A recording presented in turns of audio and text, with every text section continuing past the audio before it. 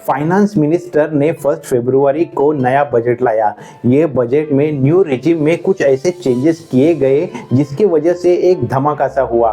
12 लाख तक कोई भी टैक्स नहीं देना है। ये सुन के बहुत सारे लोग खुश हुए। That there will be no income tax payable up to income of 12 lakh rupees. इसी धमाकेदार न्यूज के बाद टैक्स के स्लैब्स भी सामने आए। अगर 12 लाख के नीचे टैक्स देना ही नहीं है तो फिर ये स्लैब्स का क्या महत्व है। साथ ही में समझो 12 लाख 1,000 किसी का इनकम रहा तो फिर क्या वो पूरा टैक्स देगा। ये इस तरीके के काफ़ी सारे कन्फ्यूजन लोगों में देखने मिले। बहुत सारे सवाल उठने लगे। आज का वीडियो ये सब कन्फ्यूजन दूर करने में ज़रूर आपकी मदद करेगा। देखो, जो भी चेंजेस हुए हैं वो कम्प्लीटली न्यू रिजिम में हुए हैं। ओल्ड रिजिम में कोई भी चेंजेस नहीं हुए हैं। अगर ओल्ड रिजिम में अभी देखा जाए तो जो 2.5 लाख तक ज़ीरो टैक्स था वो वैसे ही है। बाद में 2.5 से लेके 5 लाख तक 5% का टैक्स है। उसके बाद 5 लाख से 10 लाख तक 20% का टैक्स है और फिर 10 लाख से आगे 30% का टैक्स है। अभी नए नियमों के अनुसार ओल्ड रिजिम में 5 लाख तक कुछ भी टैक्स नहीं देना है, लेकिन न्यू रिजिम में जो पहले 7 लाख तक जीरो टैक्स था उसे अभी बढ़ाकर 12 लाख तक किया गया है। और इसी वजह से बहुत सारे लोग अभी न्यू रिजिम में ट्रांसफर भी हो जाएंगे। अभी 12 लाख तक कोई भी टैक्स नहीं देना है ऐसा बोला जा रहा है, लेकिन उसके बावजूद भी टैक्स स्लैब्स तो है ही। कौन से है वो टैक्स स्लैब्स वो देखते हैं, और 12 लाख तक कैसे हमें टैक्स नहीं देना पड़ेगा वो भी जानेंगे। तो नए रूल के अनुसार नए रिजिम में जो पुराने समय में 3 लाख तक कोई भी टैक्स नहीं था उसी को अभी बढ़ाकर 4 लाख तक किया गया है। 5% के लिए जो पुरानी लिमिट 3 लाख से 7 लाख थी उसे बढ़ाकर 4 लाख से 8 लाख की गई है।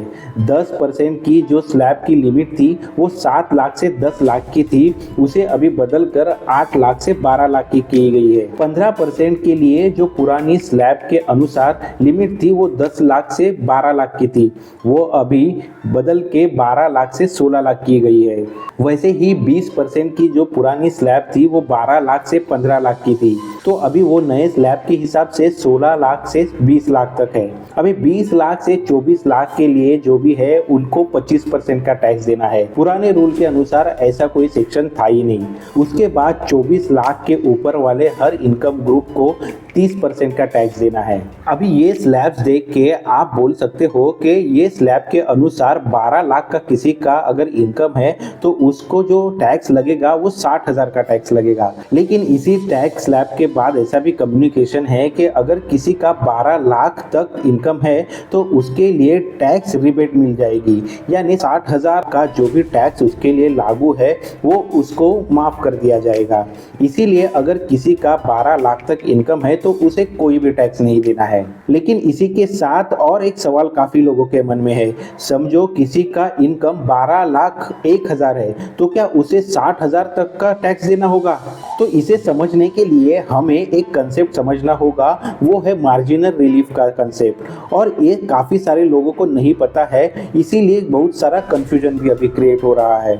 इस रूल के अनुसार समझो किसी की इनकम 12 लाख से ज़्यादा है तो फिर उसे केवल उतनी ही अमाउंट एज एन टैक्स पे करनी होगी।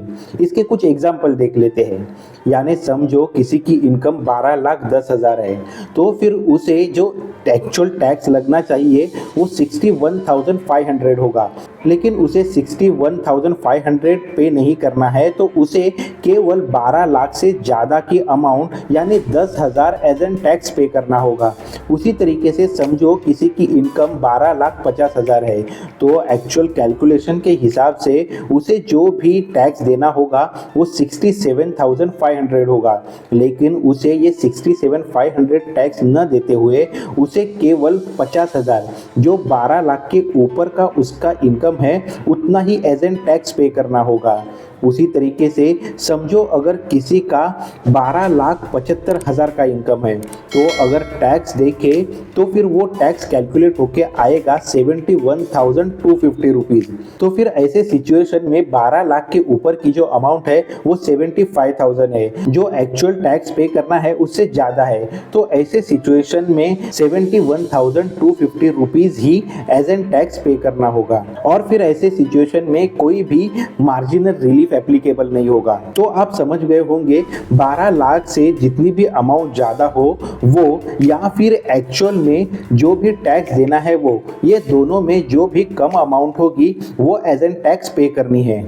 दोस्तों देखो, ये जो 12 लाख की इनकम की जो डेफिनेशन है उसमें सभी इनकम्स आ जाते हैं, फिर वो सैलरी के इनकम हो, बिजनेस इनकम हो या फिर कोई और इनकम हो। लेकिन और एक 12,75,000 की अमाउंट भी बहुत सारे वीडियोस में या बहुत सारे न्यूज़ में आप देख पा रहे होंगे। कुछ लोग ऐसा भी बोल रहे हैं कि 12,75,000 तक कोई भी टैक्स नहीं देना है। ये 75,000 ऊपर वाले जो है वो कहाँ से फिगर आया है?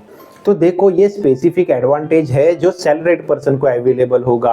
अगर पुराना न्यू टैक्स रिजिम देखे या नया देखे, यहाँ पे दोनों जगह पे स्टैंडर्ड डिडक्शन की एक फैसिलिटी अवेलेबल है और ये बेनिफिट केवल सैलरीड पर्सन को अवेलेबल है।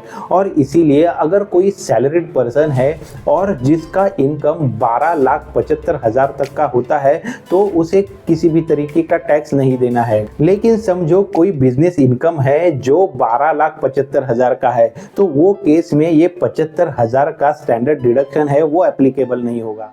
ये एक चार्ट देखते हैं जिससे किसी के इनकम के अनुसार उसे कितना टैक्स देना है उसका एक स्पेसिफिक अंदाजा हमें आ जाएगा।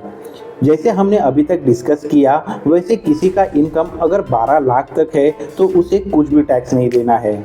अगर समझो किसी का इनकम 16 लाख का है तो नए टैक्स रूल के अनुसार उसे अभी 1,20,000 का टैक्स देना है। अगर किसी का इनकम 20 लाख का है तो फिर उसे 2 लाख का टैक्स देना है।